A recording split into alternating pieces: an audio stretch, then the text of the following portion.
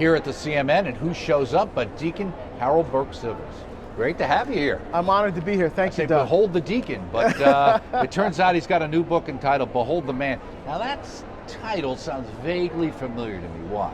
Well, that's because it's the title of the first series I ever did on EWTN, Behold the Man, back in 2005. So over 10 years ago. Over 10 years ago. And what I did was, when I was approached about writing the book, some ideas were floated, and the one that everyone landed on was a book on male spirituality. Right. And so I said, well, I already have kind of an outline that I did for the series for EWTN. Sure, right. So I took that and obviously greatly expanded. It took me a year to turn out a book on the theology of what it actually means to be a Catholic man. And so rather than change the title, I liked the name of the series, and so I just transferred that into the name of the book. Right. Let me ask you, I think that's your cross there. Is that a Benedictine cross? Well, it's John Paul II. John Paul II, but I did notice that you dedicated this to the Benedictine monks of Newark Abbey. Yes. Why? Well, as people will see in the book, my situation at home with my father wasn't a particularly good one. And so, like many young men that grew up in the inner city, I had to find other male role models. So for me, some of the most significant men in my life were the Benedictine monks of Newark Abbey. They ran my high school, St. Benedict's Prep in Newark. Gotcha. And they were incredibly influential on not just my life, but my spiritual formation as a young man. And I've always continued to draw from that wonderful foundation that they laid for me. Right, and later on in life, you had a rapprochement with your dad, and yes, that's correct. Okay, yeah. Great. And one other person who apparently had some impact to you was Noah Lett from EWTN. Yes. I see you got him in the acknowledgements. Yes. Noah from our theology department. Yeah. Well, Noah and I have become friends over the years. And we both love theology. We both love EWTN. We both love our Catholic faith.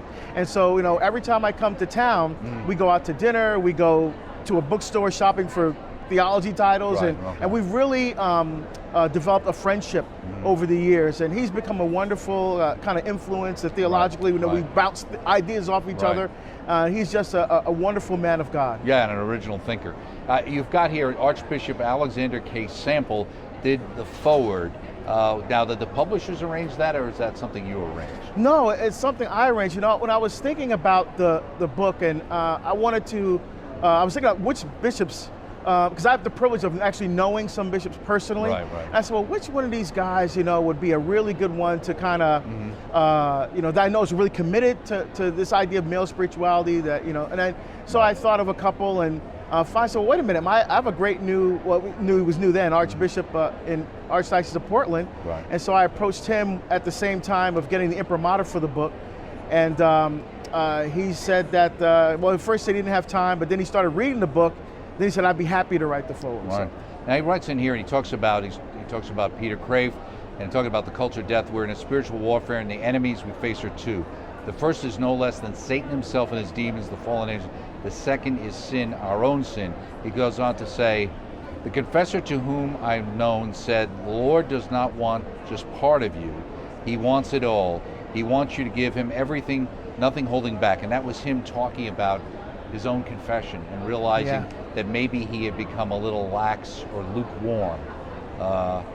And is that what you're challenging men, Catholic men, to go beyond that lukewarmness? Exactly. And as you just read from the quote from Archbishop Sample, Jesus gave everything on the cross. He held nothing back. And unfortunately, we're in a culture and a society today where men have been, feminized and become lazy, and we're not as passionate, convicted in our faith as we should be, and we've taken our eyes off the cross. Right. And so, what this book tries to do is kind of the hermeneutic or the theme that runs through the book is St. Paul. I preach Christ and Christ crucified. I want to know nothing except the cross of Jesus Christ. And so we as men have to live our spirituality from the cross of Jesus Christ. And if we're able to see ourselves and our lives and our spirituality from the cross, it is then that we can start to really live as men of God, as priests, as husbands, as fathers, whatever God's called us to. And that's what this book convicts men to do. Okay. The Archbishop well said, it's my humble opinion, it ties into what you just said. Observation that in recent times men have been somewhat marginalized in modern Catholic life, and you kind of mentioned that a little bit in your introduction to the Catholic man as an endangered species. Yes, that's right. And it's I worded it like that on purpose. Right. You know, and I go on to say, you know, unlike other endangered species, which has a cause outside of itself that causes its extinction, overfishing, you know, whatever it may be. Right. You know, we as Catholic men are killing ourselves. Okay. Contraception, pornography, lazy. I mean, we're allowing these things to destroy our spirituality as men, and we need to wake up and realize what's going on. If we were to really take back this culture and become really the leaders of the domestic church and really leaders in our Catholic church, you know, as priests, Right. then we really need to be able to understand what our spirituality as men is. And I found that when in researching the book, I've never found a document from the magisterium, the teaching authority of the church, specifically for men. There's been documents like Leo XIII wrote on St. Joseph, and St. John Paul II wrote on St. Joseph. In fact, 100 years later, 1889, and then he wrote it in 1989. But there's never been a book or a teaching specifically Right. for men. Right. So that's what this book tries to do, using John Paul II's thinking, his anthropology, Right. his philosophy, you know, and gearing it. Well, what does it mean to be a Catholic man? And that's why I Right. specifically put And a Catholic in the robust title. man like he was, a Exactly. sportsman, a strong man. Exactly, And living that- your faith with passion and conviction. Right. Exactly right. Right, exactly. As opposed to, because I know Mother Angelica used to always feel bad for St. Joseph in the statues because he was holding a lily or something, and she said, that's not who he, you know, he was a man, he was a strong man, you know what I mean? He's a carpenter. Obviously, he wasn't walking around with lilies. And so you also talk about the fact that we've stopped leading, we no longer desire holiness, we compromised our values and abdicated our responsibility. How did we get here? In a nutshell, by abdicating responsibility to live as godly men, we've allowed ourselves to become effeminized by the culture and turned our backs on the authentic moral teachings of the church, especially in the area of human sexuality. The root causes can be traced back to a plethora of events, including the advent of birth control, dissension from Pope Paul VI's encyclical Humanae Vitae, everything that happened in the late 60s. I mean, that has become, in some ways, it seems to be that the culture we live in today seems to prize the things that one would normally associate in the real world of gender, in the more female kind of thing, in those kind of things. And some of the things that in the past would have been courage, strength, and those have kind of been pushed down in some ways. Yeah, and you know, like I said, there's a plethora of factors that I bring up there. But what that's done, it's taken the idea of what it means to be a man and it's pushed it to the side. Well, we're in a culture right now where people are confused about gender, people are confused about all kinds of issues. And so we need to bring authentic masculine spirituality back to the forefront again. Again, to put our eyes back on the cross of Jesus Christ. And that's what this book tries to do. Right. A culture rooted in subjective truth says that love does not mean commitment, self-gift, and sacrifice. Instead, love means whatever you decide it to mean. Boy, oh boy, you wrote that, and if that was something you were thinking 10 years ago as well. We're certainly dealing with that today. You also say many of these misconceptions about men are fueled by a culture that has turned men into caricatures, extolling the vice of egocentrism, portraying men as individuals that should not be taken seriously. We see that too. Certainly fathers and family men, many times on television. Oh, exactly. The husband is either a philanderer or he's going to kill his wife, or he's a total boob.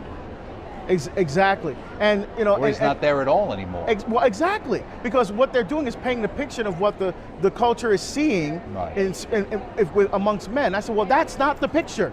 That's not the picture that Christ drew for man. I mean, again, if you look at the example of Christ crucified, here's a man who gave everything, even his life.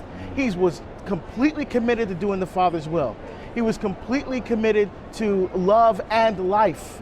Those two things wedded together. We have a culture that separates those two things apart. Right. And what we need to do as men is to help bring things back together. So we need to, and one of the things I mentioned in there, you talked about St. Joseph, was that Mary was the first monstrance, right? So Joseph was the caretaker, in a sense, of the monstrance, because Mary had Jesus within her, just like the monstrance has Jesus within it. You know, and so imagine what this world would be like if every man looked at a woman and saw the monstrance.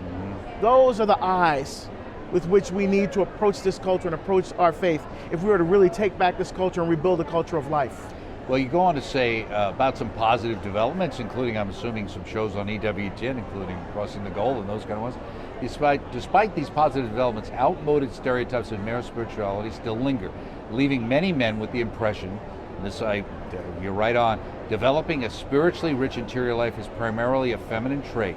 For some Catholic men, male spirituality evokes images of an encounter group where men sit in the circles and get in touch with their feminine side. That's true. When you think about, well, what is it, male spirituality? Or come to me to this conference, or come with me. Come on, man, come to this retreat with me.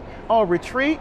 Are we just going to sit around and just like talk about our hearts and how? No, that's not exactly. Right. What we want to do is come together as men of God. Why? Because even Jesus needed help carrying his cross. For goodness sake. So we need to come together as a group of men, you know, and say, let's support each other. Let's encourage each other.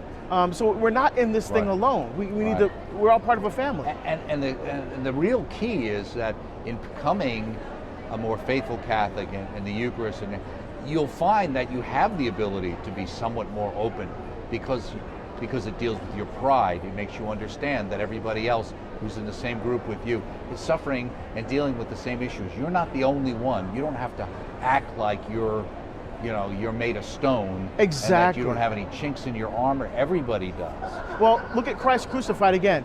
He's completely vulnerable on the cross, but it's from that vulnerability where his strength flows. Right. And that's what Paul says in 2 Corinthians. You know, my power is made perfect in weakness. It's when I'm weak, it is then that I'm strong, because the weakness is understanding that you need Jesus Christ every moment of every day of your life. Well, you say the culture has convinced men that it is a sign of weakness to open ourselves fully and share our hearts and souls with others. However, our role model is not the culture, but the Lord Jesus Christ. That's it. Christ crucified. And that's the thing. Christ has to be the heart, the center. That's why I draw from the Eucharist, the sacramental life of the church, to show men that the faith is not something that's done to us, that is something that we live from, that really becomes the heart of who we are as men of God. Now, you've been out and about just before we go. Are you seeing a resurgence? Are you seeing men coming back to the church or getting more enthused about their faith? Well, there's men's conferences popping up all over the place, and that's a wonderful sign. But what we need to start seeing is being sustained past a few months past the conference. So we need to have more things in place to continue to support men after they have kind of this reconversion experience and start getting on the path so that they stay there and can continue to carry the cross all the way to the end. Because we know how important male spirituality is, certainly in the future of children, because if the dad practices the faith and goes to church, that's a great indicator of what the children will do, even more than what their mother practiced. Exactly, because it's that witness and example. Again, St. Joseph. How many lines does St. Joseph have in Scripture? Zero. But his witness and his example and how he lived showed what kind of man of God that he is. Right, and that many children look more their mother early on, but as they get older, tend to model themselves against the father. And as a father of teenagers, I can tell you that's very true. Okay, very good. Always great to see you. Always great to be here. Thank you so much. Okay, Behold the Man, Deacon Harold Burke-Sivers, published by Ignatius Press, available through the EWTN Religious Catalog, of course.